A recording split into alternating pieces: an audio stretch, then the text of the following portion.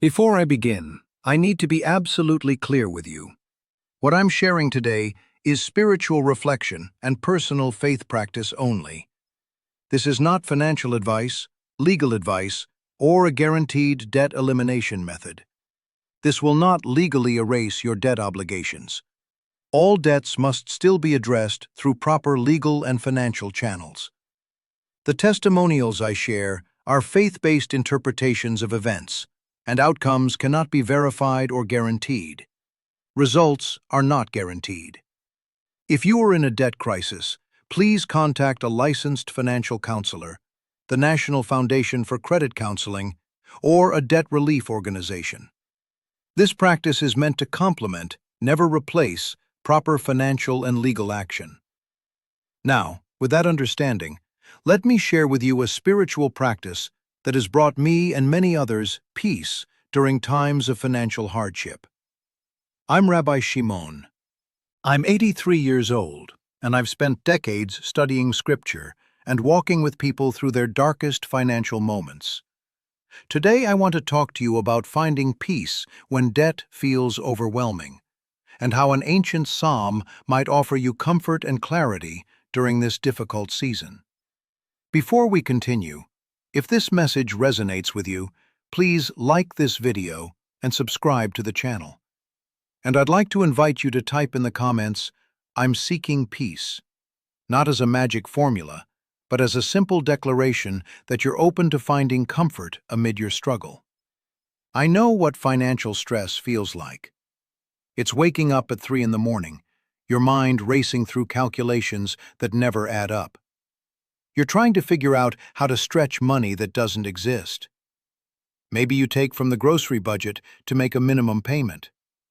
Maybe you skip medication to keep the lights on. Maybe you're choosing between eating well and staying warm, between dignity and survival. And here's what makes it even harder. You did things right. You worked hard. You were responsible.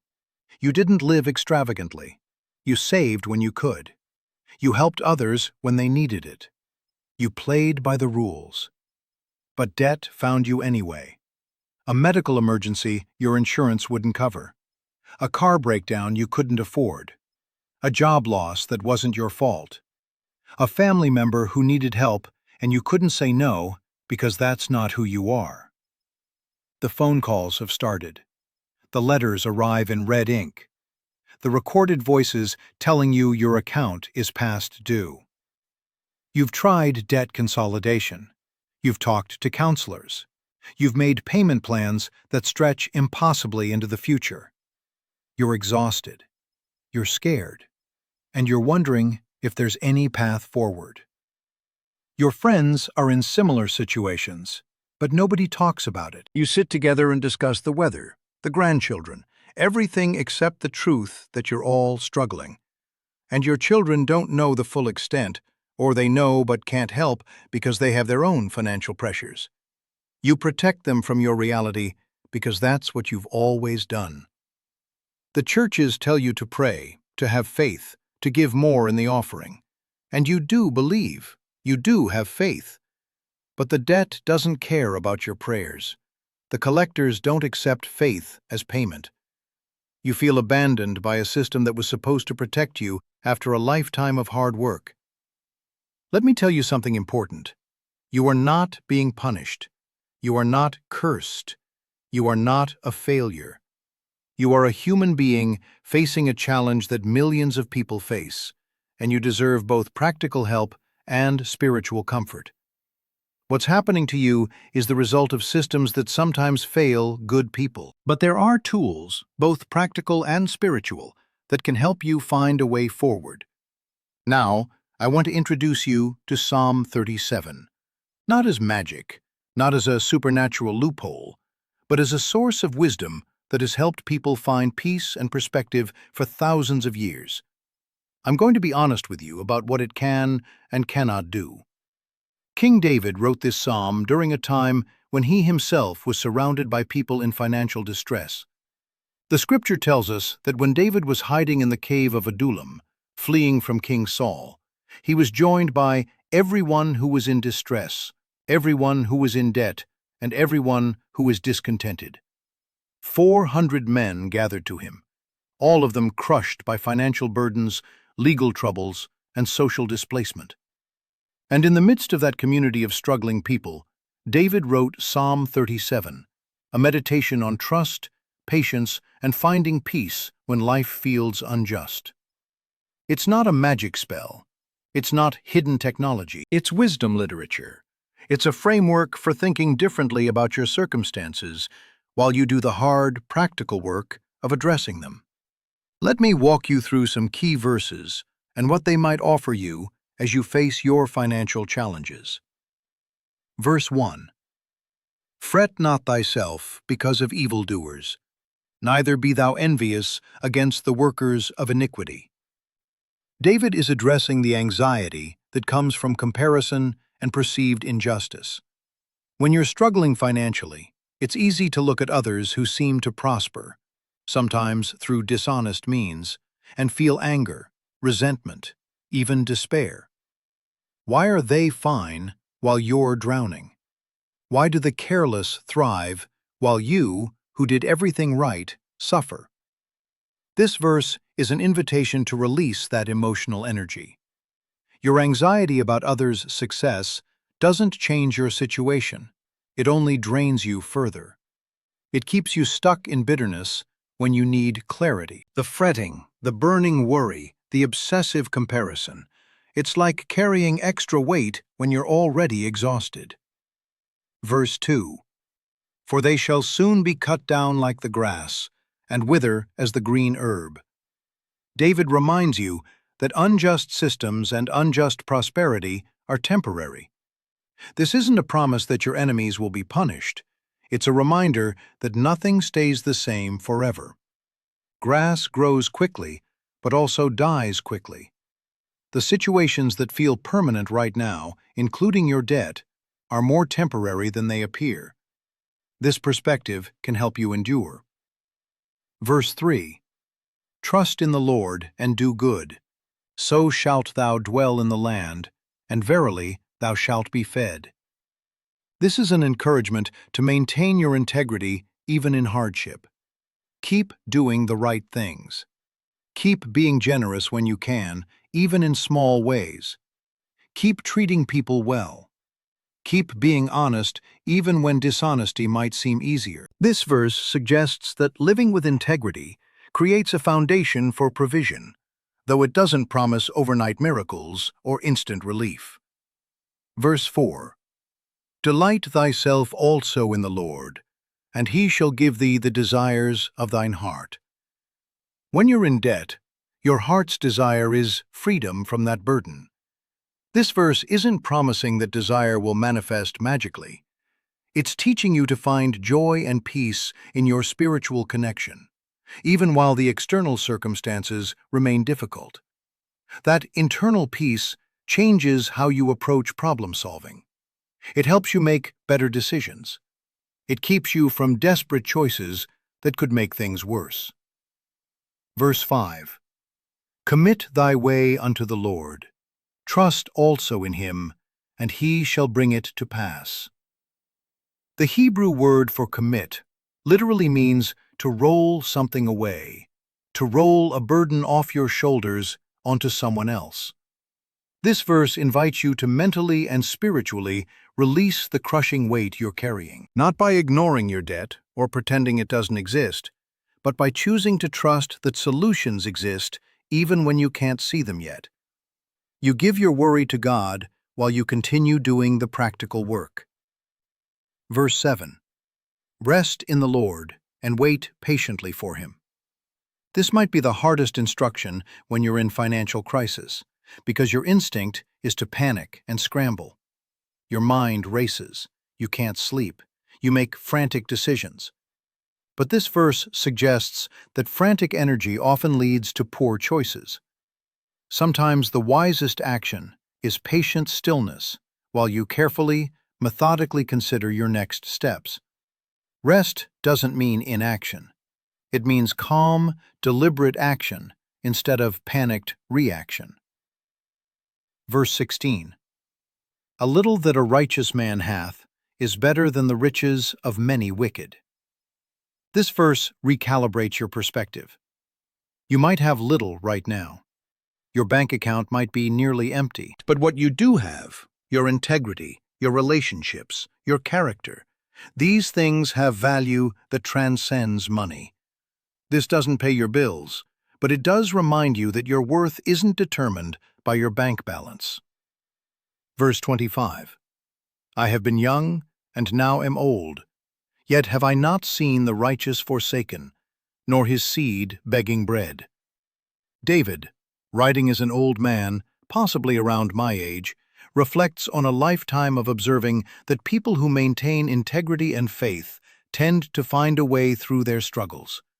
Not always quickly, not always comfortably, not always in the ways they expected, but they find a way. Their children aren't left begging. Help comes, often from unexpected sources. Now, let me share some stories, not as proof of supernatural intervention, but as examples of how people have experienced help while practicing this meditation. I must be clear. These are faith-based interpretations. These outcomes may have occurred regardless of the spiritual practice. I'm sharing them to illustrate possibilities, not to guarantee results.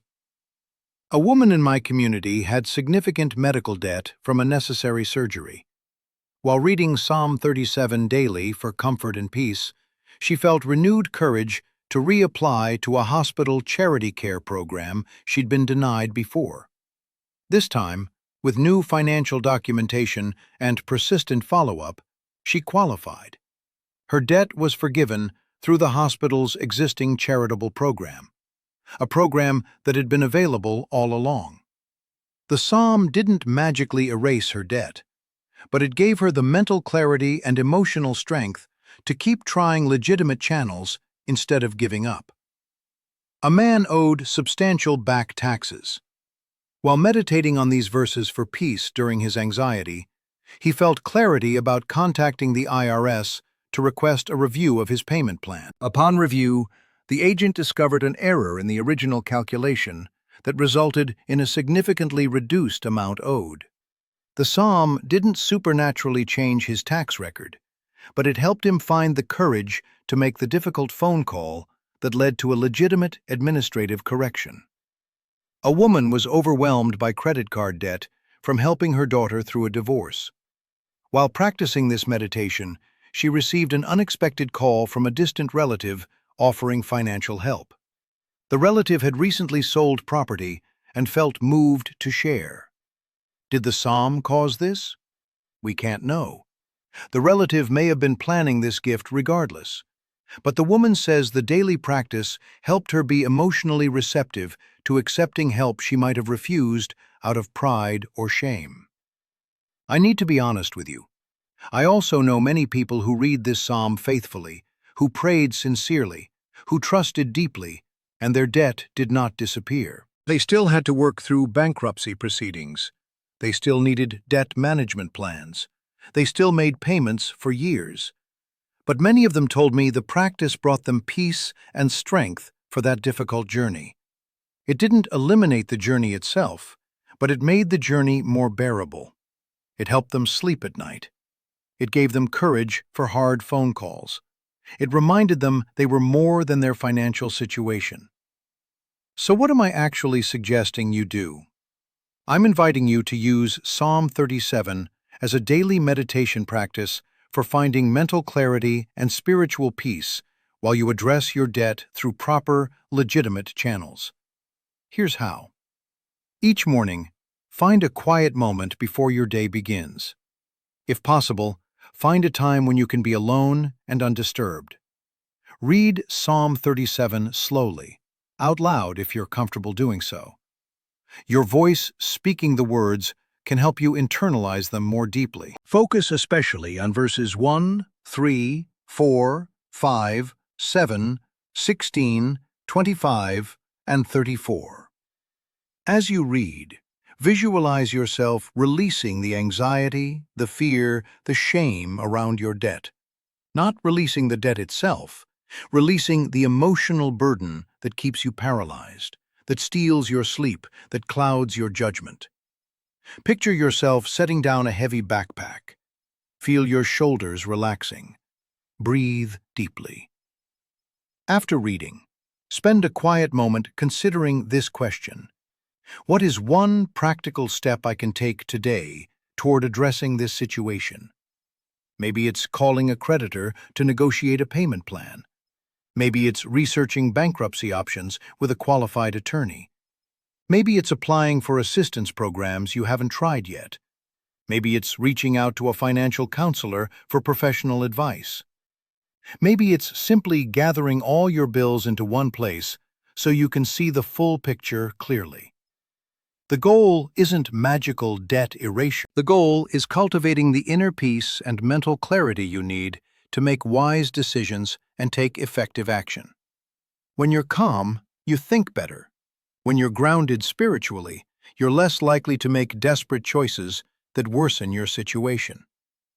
This practice may help you experience reduced anxiety about your financial situation, better sleep even while problems remain unsolved, clearer thinking about your available options, courage to make necessary but difficult phone calls, openness to accepting help from family or community when offered, patience with the slow process of debt resolution, and perspective that helps you see beyond your current crisis. But I need to be absolutely clear about what this will not do. It will not legally discharge your debts. It will not stop collection actions. It will not prevent legitimate consequences of unpaid obligations. It will not replace the need for qualified financial and legal help. It will not guarantee that money appears or debts disappear. Anyone who promises you those things is misleading you. If you're facing serious debt, here are real, practical resources that can actually help.